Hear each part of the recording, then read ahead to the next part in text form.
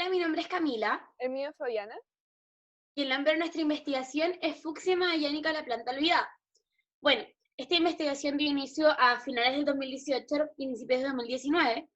La hemos presentado en varias ferias científicas.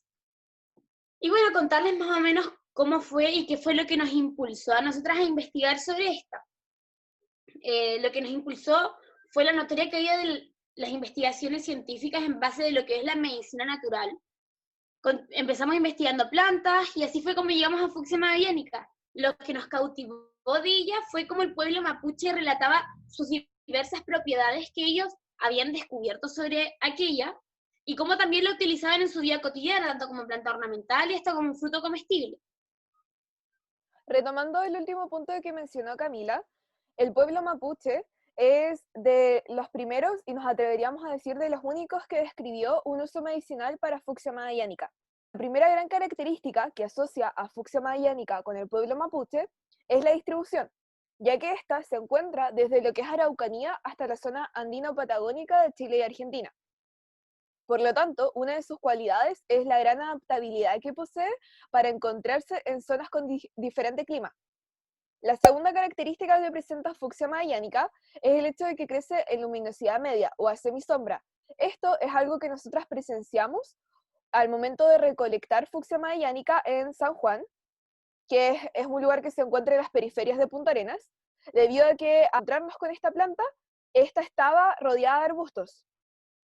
Otra de sus características es que crece con un porcentaje muy alto de humedad, siempre va a estar, además de los arbustos, rodeada de lagunas, lagos o ríos, y se va a encontrar en suelos húmedos, neutros o ácidos, ricos en materia orgánica y con buen drenaje y densidad atmosférica.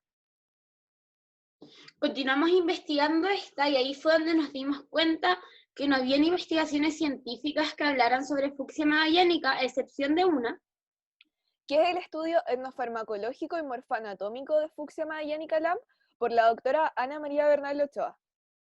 donde esta lo que hacía era relatar cada uno de los fitoquímicos presentes en Fucsia magellanica, tomando fitoquímicos como Un compuesto químico que se encuentra dentro de la planta, que posee actividad biológica para el organismo que la consume y que esta puede ser de carácter positiva o negativa.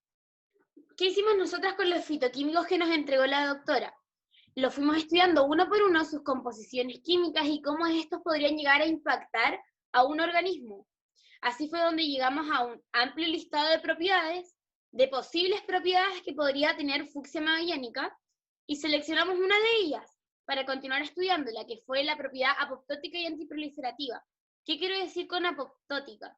Apoptosis es la muerte celular inducida. Quiero decir que los extractos en este caso inducirían lo que es la muerte celular, haciendo que se degrade la membrana, el núcleo. En sí sería autodestruir la célula. Continuamos estudiando la propiedad en sí y nos dimos cuenta que no había nada que avalara ni bibliográficamente ni experimentalmente la propiedad hacia Fucsia magellanica. Y fue así como planteamos la siguiente pregunta de investigación. ¿Posee Fucsia magellanica propiedades antiproliferativas? Y de acuerdo a esto, planteamos la siguiente hipótesis.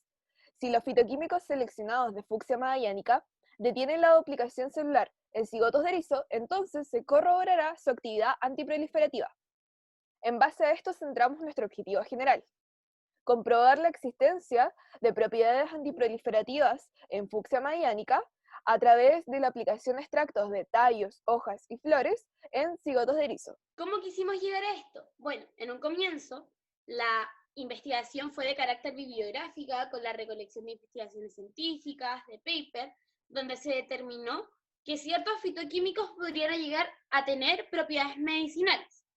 Luego de esto, fuimos con la recolección del material biológico. Se separaron en dos grandes grupos, lo que fue tallos y hojas y flores y frutos, por la cantidad de componentes que tenía un grupo más concentrado y otro grupo en más cantidad.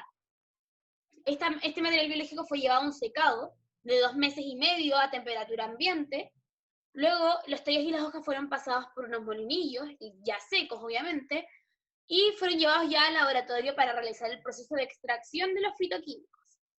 Los tallos y las hojas fueron empleados mediante metanol y luego fueron llevados a un rotavapor, que el rotavapor, ¿qué es lo que hace? extrae todo lo que fue el solvente y deja el extracto de los tallos y las hojas en concentrado.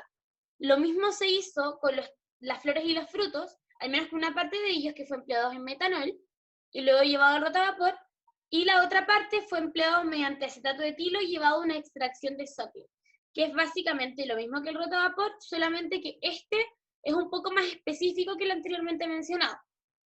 Una vez que ya teníamos nuestros 3 extractos, tanto de flores y frutos en metanol, flores y frutos en acetato de etilo y tallos y hojas en metanol, podríamos pasar a emplearlos a lo que era la cromatografía en capa fina. ¿Qué es la cromatografía en capa fina? Es un proceso experimental mediante el cual podemos determinar cuáles son los fitoquímicos presentes en el extracto de fucsia magallánica que nosotras recolectamos. ¿Cómo se lleva a cabo este proceso? Bueno, en una placa de sílica de gel se siembran los 3 extractos que mencionó Camila, es decir, tallos y hojas en metanol, flores y frutos en metanol y flores y frutos en acetato de etilo. Estos se disponen en una gaveta que contiene un sistema. ¿Qué es un sistema? Es un conjunto de disolventes que tienen afinidad con los fitoquímicos y que nos van a ayudar a revelarlos. Y así nosotras vamos a poder saber cuáles son los que se encuentran en estos extractos. ¿Qué sucede? El sistema comienza a subir por la placa de sílica de gel con las 3 siembras y a medida que comienza a subir, revela ciertas manchitas que luego nosotros pasamos por luz ultravioleta y ácido sulfúrico diluido al 10%, y cada una de estas manchitas indica que allí se encuentra un fitoquímico. Ahora tenemos que pasar a la parte de saber cuál es ese fitoquímico. Para eso empleamos el cálculo de RF. ¿Qué es? Bueno, es justamente un cálculo matemático que nos ayuda a determinar cuál es el fitoquímico. Nosotros obtenemos un número y ese número lo buscamos en un registro en el que ya se haya realizado en la búsqueda de los fitoquímicos de fucsia magallánica en las mismas condiciones experimentales. Por ejemplo, si a nosotras nos da el número 0,60, nosotras buscamos este número y vemos a cuál está asociado ya a un fitoquímico. Al ser coincidente, estamos hablando de que tenemos el mismo fitoquímico en nuestros extractos. Esto, como analogía, es como si nosotros tuviésemos una sopa y quisiésemos saber cuáles son los ingredientes presentes en esa sopa. Para eso es que se emplea la cromatografía en capa fina. Una vez ya corroborada la presencia de los fitoquímicos con propiedad apoptótica dentro de los extractos de fucsia magallánica, podíamos pasar a emplearlos en lo que era un bioensayo, que es aplicar nuestro extracto dentro de un organismo vivo para poder corroborar la propiedad apoptótica. Antes que esto, se liofilizaron los extractos para eliminar cualquier residuo de alcohol o de solvente que pudiese alterar los resultados del bioensayo al ser citotóxico. Entonces, se liofilizan los extractos y luego empleamos un erizo llamado Loxequinus albus. Se hizo la recolección de el lavado, luego estos se excitaron con solución salina para que el desove de esto sea un poco más rápido. Observamos lo que fue el desove de la hembra del macho, recolectamos los óvulos y los espermios, estos fueron llevados a un matraz con agua de mar, donde se llevaron a una fase oscura por aproximadamente 40 minutos hasta alcanzar el porcentaje óptimo de fecundación para poder continuar con lo que era el bioensayo. Mientras esto ocurría, nosotros lo que hicimos fue preparar las concentraciones. Se hicieron 3 concentraciones de 5, 50 y 500 partes por millón, aparte de una muestra control y una muestra blanco. Una muestra control que solamente tenía los cigotos de erizo con la agua de mar, y una muestra blanco que tenía el solvente con el que se iba a emplear los extractos. ¿Qué solvente utilizamos? Utilizamos el dimetilsulfóxido, debido a que era un solvente orgánico, que no es citotóxico, también por la capacidad que tenía de ayudar al extracto a penetrar lo que era la membrana plasmática. Entonces, una vez que ya teníamos listo lo que eran las concentraciones que se hicieron por triplicado y el porcentaje óptimo de fecundación, procedimos a ingresar los cigotos de erizo a las concentraciones y a las muestras blanco y control. Estos se llevaron nuevamente a fase oscura y se realizaron lecturas a las 2 y a las 4 horas para observar los resultados del bioensayo. Fue así como pudimos observar las etapas de la apoptosis. Acá vamos a dejar algunas imágenes para que las puedan observar. Y bueno, una vez que esto ya ocurrió, teníamos los resultados del bioensayo, podemos pasar a graficar estos En cuanto a los resultados, podemos observar las tablas de lo que fue la recolección y el secado del material biológico en gramos.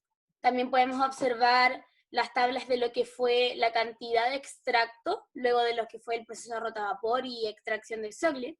En cuanto a las tablas de cromatografía, tenemos 4 cálculos de RF que nos dieron coincidentes y que de acuerdo a esto determinamos 4 fitoquímicos presentes en nuestra recolección de fucsia iánica. En cuanto a los resultados del bioensayo, pudimos corroborar la propiedad que se le fue otorgada a fucsia iánica desde un comienzo, evidenciando estadios de lo que fue la apoptosis y tanto apoptosis en sí.